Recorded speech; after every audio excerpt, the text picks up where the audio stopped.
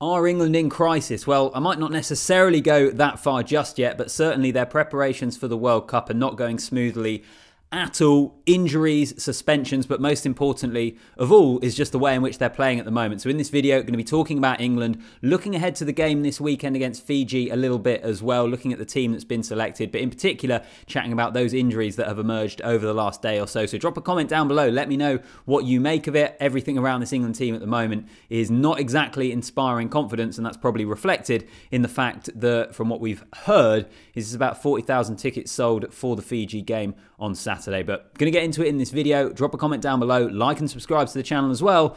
Let's get into it. So apologies, slight delay on this video really, other things getting in the way, but I thought I'd eventually get around to doing it on now what is Friday afternoon. As I say, are England in crisis? Well, a lot of people will probably say yes. I wouldn't necessarily go that far just yet, but their preparations are being hampered by the injuries. Anthony Watson has dropped out. There are question marks over Elliot, Daly, Tom Curry as well, and then obviously the suspensions to Owen, Farrell and Billy Vunipola. Compared to a lot of other nations, then it's not exactly been plain sailing. What I would add here, though, is I think there are other teams that have had issues. If we look at Wales, you look at the start of kind of the World Cup preparations, if you like, a couple of months ago with Alan Wynne-Jones and Justin Tipuric, and the injuries that they had, the retirements that they had to deal with. You look at Scotland with Stuart Hogg retiring and Xander Fagerson picking up a red card. I don't think it's been solely England. I think the reason that it perhaps seems like a crisis, it seems like such a massive issue at the moment for England, is basically because of how they're playing and because of the overall negativity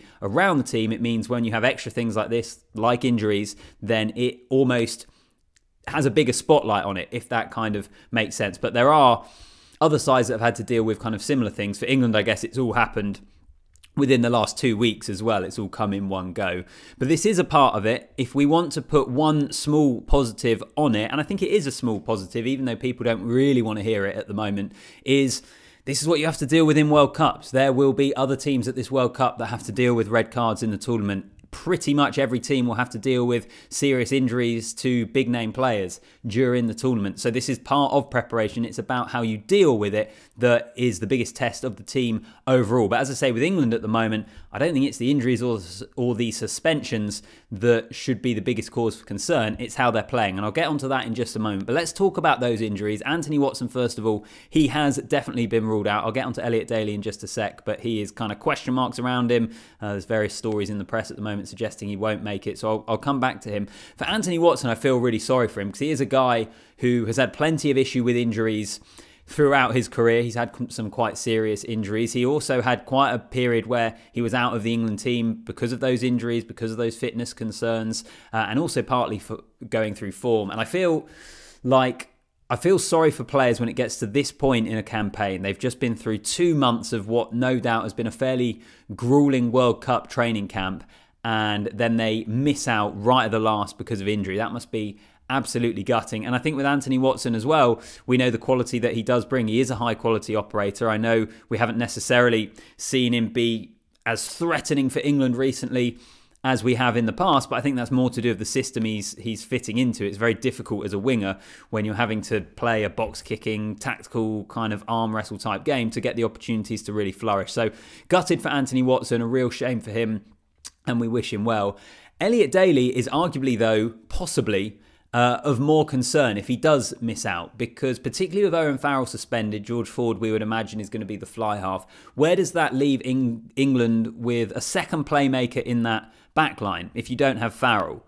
Because if Daly misses out as well, there is no real other option. In fact, there are suggestions that Marcus Smith could be deployed at fullback. We saw him come off the bench and play fullback recently in one of the World Cup warm-ups, and they might be looking at that because Freddie Steward doesn't give you that. There aren't really any other options in terms of the centres of Marchant, Lawrence, Tuilagi that could fill that void.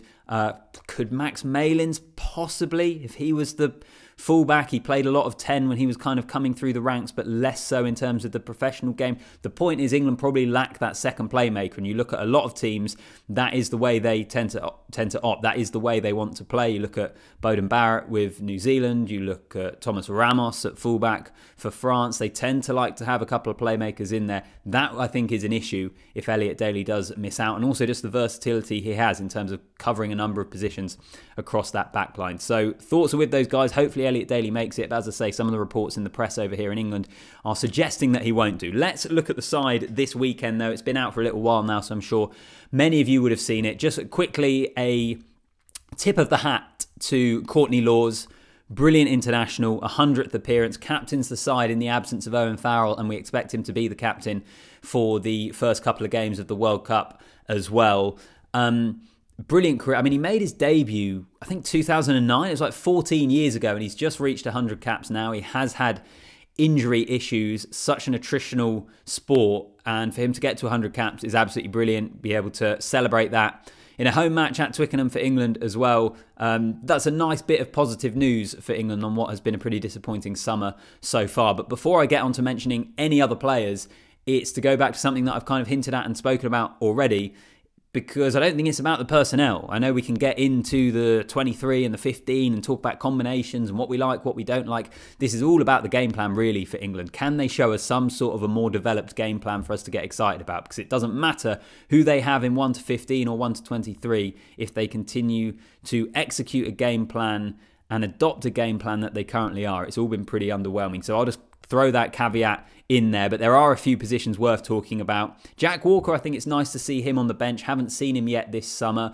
because of the, I suppose, drop off in experience and quality from Jamie George. That second option is really important, so good to see him get some minutes. Theo Dan starting as well, who I think's had a pretty good summer, is a guy, I've spoken about him on the channel before. I like him. He's a great player. There are probably question marks over what he's like at the scrum, but he's early on in his career and is no doubt one for the future. And Jack Walker is another guy who's a bit more experienced in terms of domestic rugby, but not at international level, so he needs some game time and he'll get it off the bench.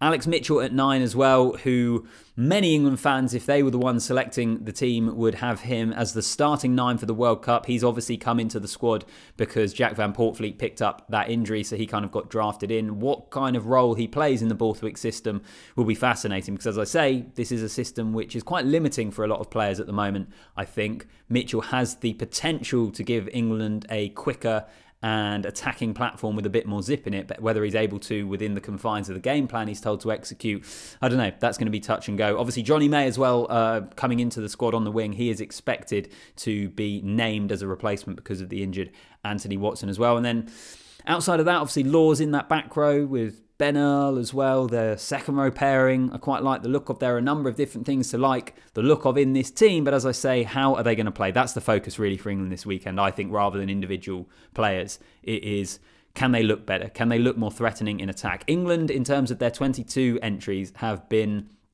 shocking in this year, basically. If you go and look at the stats in terms of their entries into 22 and the amount of points they come away with, they've been really poor. And also in terms of letting teams into their 22, they're not actually too bad with preventing teams getting into the red zone, but when they do, teams are then able to score points against them. So at both ends of the field, there needs to be improvement. We need to start seeing something this weekend. But that's kind of the story of England at the moment. Suspensions, injuries, a team that seems a little bit dysfunctional and not being able to produce too much on the pitch. Let's hope there is something for us to be excited about. But quite frankly, I share all of your doubts of whether that will be the case at all. Drop a comment down below. Let me know what you make of anything I've touched upon in this video. Like the video and subscribe to the channel as well. And I'll see you in the next one.